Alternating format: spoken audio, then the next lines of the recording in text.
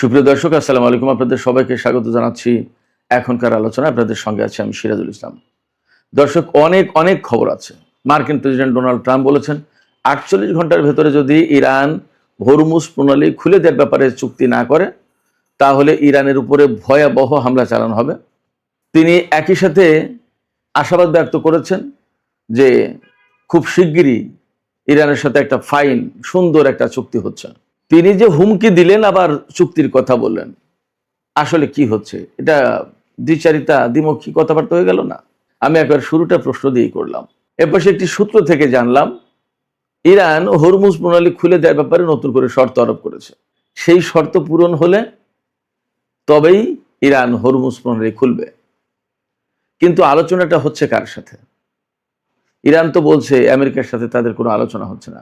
তাহলে আলোচনাটা হচ্ছে কার সাথে? সে এক দারুণ প্রশ্ন। এদিকে লোহিত সাগরে ভারতের একটি তেলবাহী জাহাজে হামলা চালিয়েছে ইয়েমেনের হুথি যোদ্ধারা এবং জাহাজটি ডুবেই গেছে।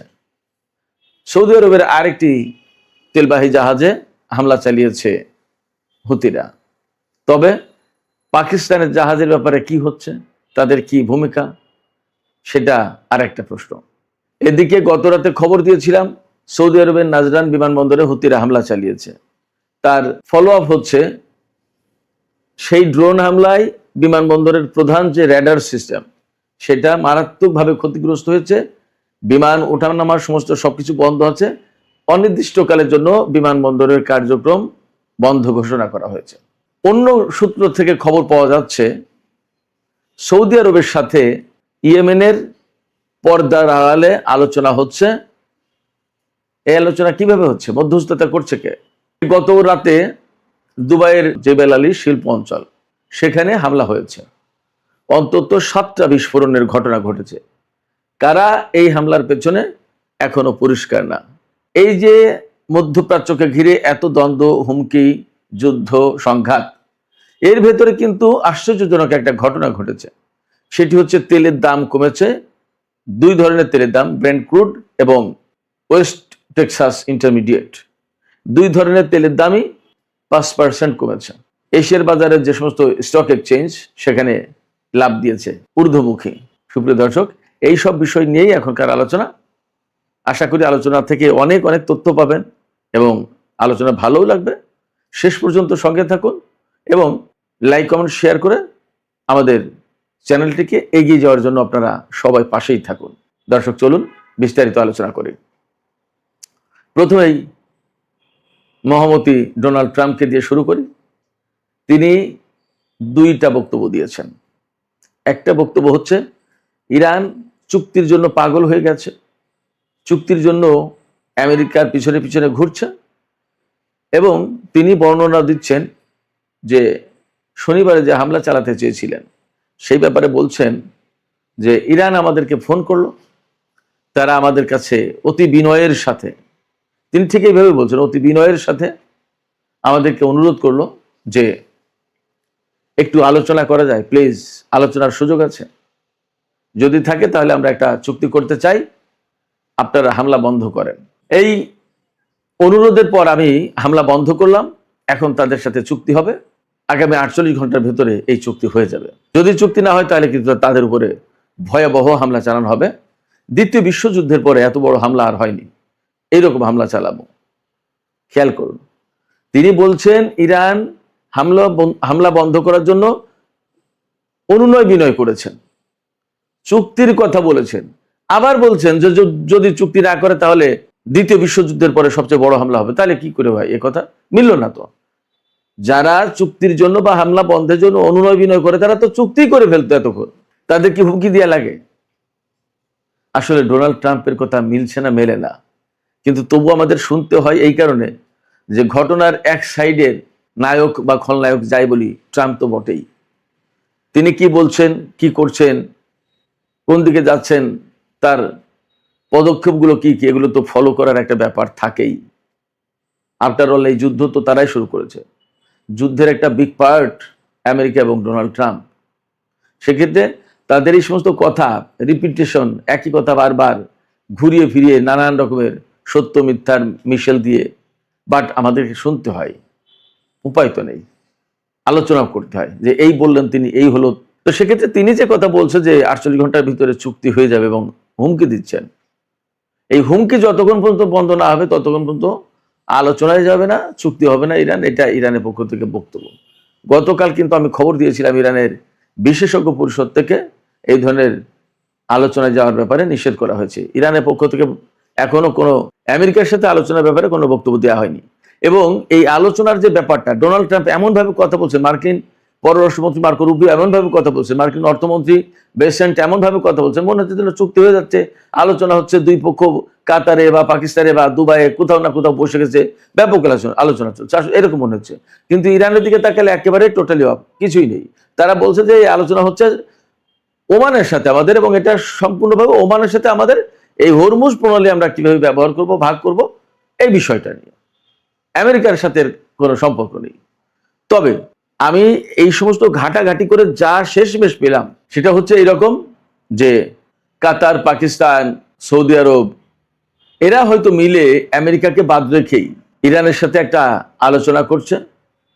হয়তো সেখানে আমেরিকার মতামত তাদের কাছে আছে যে তারা কি কি নিয়ে কথা বলতে চায়, কোনভাবে কথা বলে তাদের সন্তুষ্টি আসবে, ইত্যাদি ইত্যাদি। বাট ইরান আমেরিকার সাথে কোনো আলোচনায় যে নেই এটা মোটামুটি পরিষ্কার। তো এই যে আলোচনা চলছে বলে আমি যা বুঝলাম, কারণ হরমুজ প্রণালী তো খুলতে হবে, আজ হোক কাল হোক, কোন ফর্মুলায় খুলবে? এখানে এই হরমুজ প্রণালী ব্যবহার করে তো কাতার তার তেল গ্যাস রপ্তানি করে, কুয়েত, বাহরাইন, সৌদি, ইরাক, সংযুক্ত আরব আমিরাত, সবাই। সেক্ষেত্রে হরমুজ প্রণালী তো এই আঞ্চলিক দেশগুলোর জন্য খোলা প্রয়োজন। হয়তো তারা মিলে আলোচনা করছে, সেখানে ইরান শর্ত দিয়েছে। আমি আপনাদেরকে 4টা শর্ত জানাচ্ছি, খুব ইন্টারেস্টিং।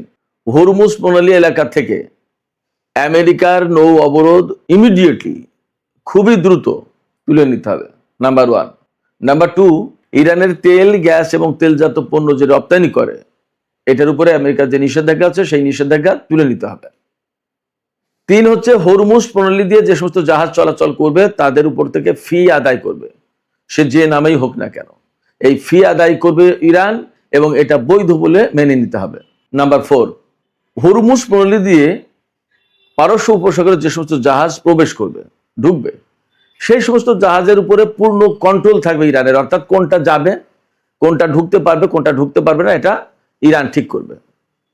আর যে সমস্ত জাহাজ পারস্য উপসাগর থেকে বের হবে তাদের উপরেও অবজারভেশন চালাতে পারবে, তাদের দেখভাল করবে বা তাদের উপর পর্যবেক্ষণ চালাতে পারবে ইরান।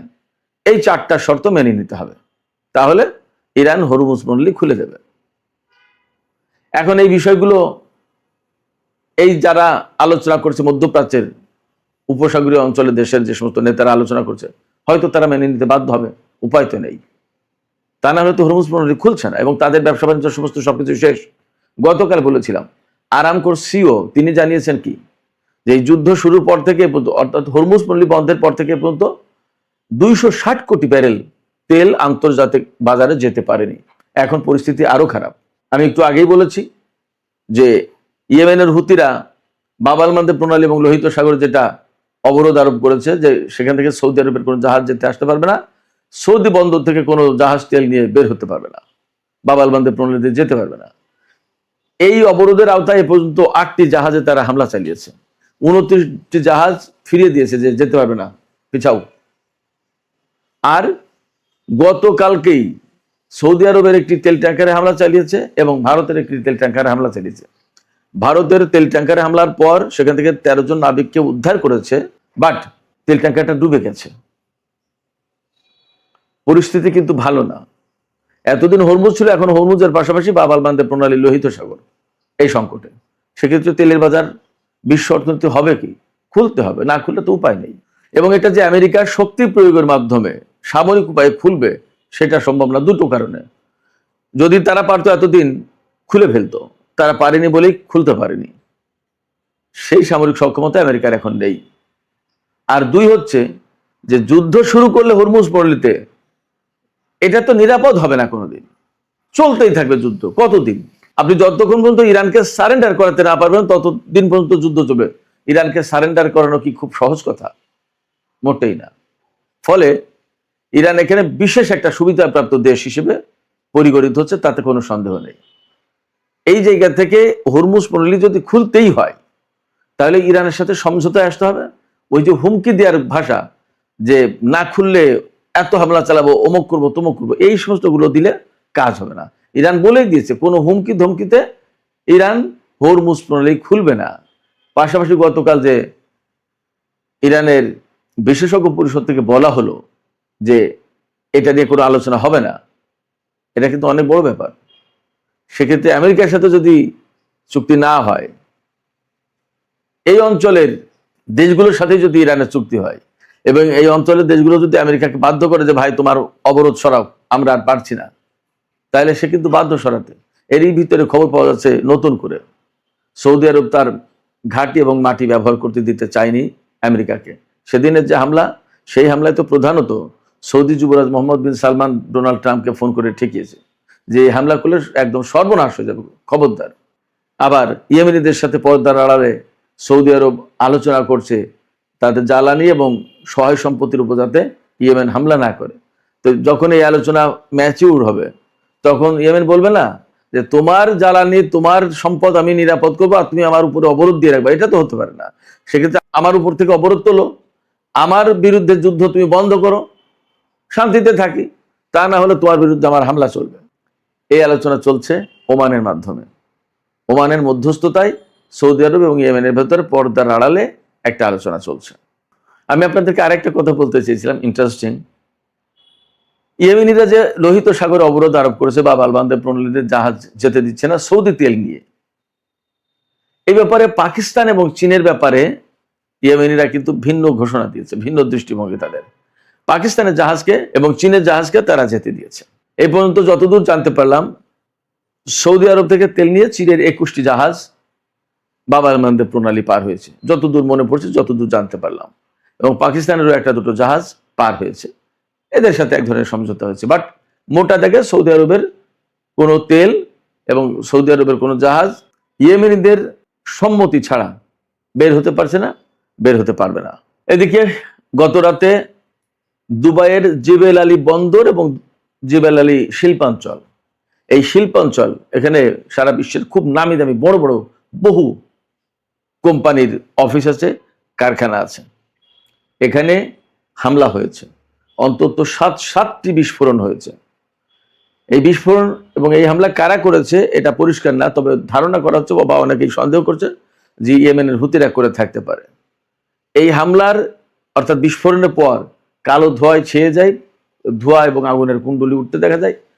এই বিষয়টা ভিডিও করার জন্য চেষ্টা করেছিল দুইজন ব্যক্তি, হয়তো কেউ কেউ আরো বেশি, বাট দুইজনকে আটক করা হয়েছে। ডোনাল্ড ট্রাম্পের হুমকি নিয়ে আমি আরেকটু কথা বলি। ডোনাল্ড ট্রাম্প যখন ইরানের বিরুদ্ধে হামলা চালানোর ব্যাপারে ব্যাপক হুমকি দিচ্ছেন যে যদি চুক্তি না করে তাহলে ইরানকে একেবারে ধ্বংস করে দেওয়া হবে।